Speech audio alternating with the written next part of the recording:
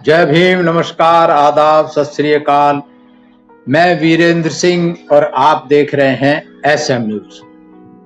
Baba Saheb doctor Ambedkar ने Karl Marx और बुद्ध की तुलनात्मक अध्ययन किया है और उस पर रिसर्च किया है और उसके बाद बाबा साहेब डॉक्टर अंबेडकर ने ये पुस्तक है क्रांति तथा प्रतिक्रांति बुद्धा अथवा कार्ल मार्क्स, इस पर तुलना के लिए ये लिखा गया है। कल हमने बात की थी कि इसकी तुलना किस प्रकार की जा सकती है और कल हमने बुद्ध के सिद्धांतों के बारे में विस्तार से चर्चा की थी।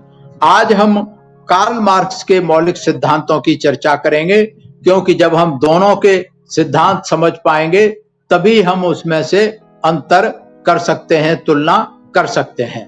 तो आज कार्ल मार्क्स के मौलिक सिद्धांत क्या हैं, ये समझने के लिए हम बात करते हैं बाबा साहब के साहित्य की।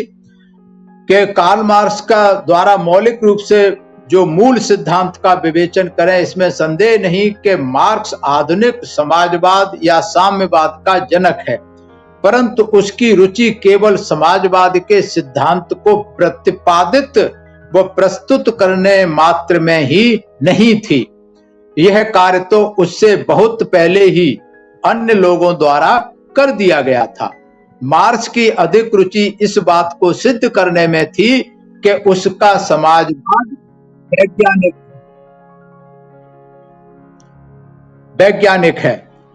उसका जिहाद पूंजीपतियों के विरुद्ध जितना था, उतना ही उन लोगों के विरुद्ध भी था जिन्हें वह स्वप्नदर्शी अव्यावहारिक समाजवादी कहता था।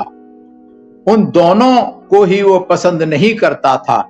इस बात पर इसलिए ध्यान देने की आवश्यकता है क्योंकि मार्क्स अपने समाजवाद के वैज्ञानिक स्वरूप को सबसे अधिक महत्व देता था। जिन सिद्धांतों को मार्क्स ने प्रस्तुत किया, उनका उद्देश्य कुछ और नहीं, केवल उसके इस दावे व विचारधारा को स्थापित करना था कि उसका समाजवाद वैज्ञानिक प्रकार का था, स्वप्नदर्शी व अव्यावहारिक नहीं। मतलब उसके जो सिद्धांत थे साइंटिफिक थे, बाकायदा। वैज्ञानिक समाजवाद से कार्ल मार्क्स का यह अभिप्राय था कि उसका समाजवाद अपरिहार्य तथा अनिवार्य प्रकार का था और समाज उसकी ओर अग्रसर हो रहा है तथा उसकी गति को आगे बढ़ाने से कोई चीज रोक नहीं सकती। मार्क्स की अवधारणा क्या थी, उसके बारे में बाबा साहब ने बताया है कि दर्शन का उद्देश्य विश्व का पुनर्निर्माण करना है, ब्रह्मांड की उत्पत्ति की व्याख्या करना नहीं। जो शक्तियां इतिहास की दिशा को निश्चित करती हैं, वे मुख्यतः आर्थिक होती हैं। समाज दो वर्गों में विभक्त है, मालिक तथा मजदूर। इन दोनों वर्गों के बीच हमेशा संघर्ष चलता रहता है। मजदूरों का मालिकों द्वारा शोषण किया जाता है। मालिक उस अतिरिक्त मूल्य का दुरुपयोग करते हैं जो उन्हें अपने मजदूरों के परिश्रम के परिणाम स्वरूप मिलता है। उत्पादन के साधनों का राष्ट्रीयकरण अर्थात व्यक्तिगत संपत्ति का उन्मूलन करके शोषण को समाप्त किया जा सकता है। इस शोषण के फलस्वरूप श्रमिक और अधिकाधिक निर्बल व दरिद्र बनाए जा रहे हैं। श्रमिकों की इस बढ़ती हुई दरिद्रता और निर्बलता के कारण श्रमिकों की क्रांतिकारी भावना, श्रमिकों में जो है क्रांतिकारी भावना उत्पन्न हो रही है और परस्पर विरोध वर्ग संघर्ष के रूप में बदल रहा है। क्योंकि श्रमिकों की संख्या स्वामियों की संख्या से अधिक है, अतः श्रमिकों द्वारा राज्य को हथियाना और अपना शासन स्थापित करना स्वाभाविक है। इसे उसने सर्वहारा वर्ग की तानाशाही के नाम से घोषित किया था।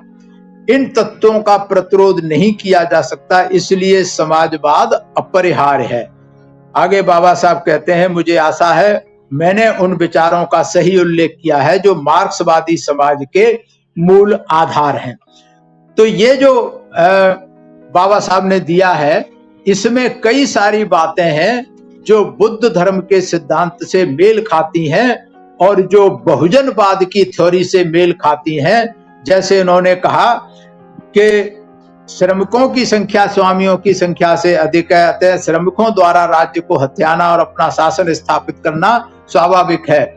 ये कहीं न कहीं से जो है बहुजनवाद की थ्योरी से भी मेल खाता है कि लोकतंत्र में जिसकी जितनी ज्यादा आबादी होगी उसी का शासन होना चाहिए। सैद्धांतिक रूप से ये बातें, कई सारी बातें सैद्धांतिक रूप से या वैज्ञानिक रूप से या साइंटिफिक रूप से सही लगती हैं। इस पर विवेचन आगे जारी रहेगा कि मार्क्सवाद का सिद्धांत की आज क्या पोजीशन है, आज किस अस्तित्व में है, इस पर हम चर्चा करेंगे कल।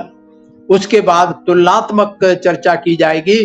तो ये अगर आपको ये सीरीज पसंद आ रही है तो आप इस पुस्तक को बाबा साहब की बुद्धा अथवा कार्ल मार्क्स इसमें विस्तार से पढ़ सकते हैं, क्योंकि मैं समय अभाव के कारण मुख्य बातें आपको बता रहा हूं। और अगर आपको पसंद आ रही है तो इसे ज्यादा से ज्यादा शेयर करें, लाइक करें और कमेंट्स के द्वारा आप अपनी सहमति असहमति हमें अवश्य दें। मैं धन्यवाद करता हूं SM न्यूज का, धन्यवाद करता हूं सभी दर्शकों का, मेरी बात को ध्यान से सुना, सभी को मेरा आभार, सभी मेरा। अगर आपने अभी तक हमारा चैनल सब्सक्राइब नहीं किया है तो सब्सक्राइब करें और घंटी का बटन बिल्कुल भी दबाना ना भूलें ताकि सभी लेटेस्ट खबरें पहुंच सकें आप पे सबसे पहले।